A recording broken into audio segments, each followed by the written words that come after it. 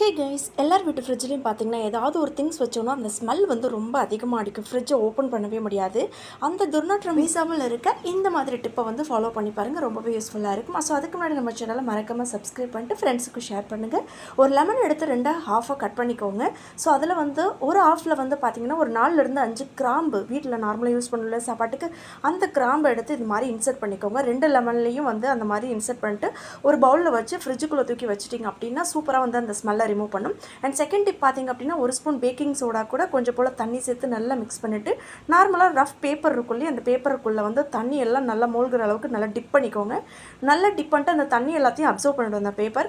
அதுக்கப்புறம் அதையும் ஒரு சின்ன பவுலில் அப்படியே வச்சு ஃப்ரிட்ஜுக்குள்ளே வச்சுட்டிங்க அப்படின்னாலும் ஃப்ரிட்ஜில் இருக்கக்கூடிய அந்த ஸ்மெல் எல்லாத்தையுமே வந்து இந்த பொருள் வந்து நல்லா வந்து நீக்கிடும். ஸோ ஃப்ரிட்ஜ் வந்து நல்லா அந்த துர்நாற்றம் அடிக்காமல் இருக்கும். ஸோ கண்டிப்பாக இந்த டிப்பை ஃபாலோ பண்ணி பாருங்கள். அண்ட் மறக்காம நம்ம சேனலை சப்ஸ்கிரைப் பண்ணிக்கோங்க. இந்த மாதிரி இன்ட்ரெஸ்டிங் வீடியோஸில் பார்க்கலாம்.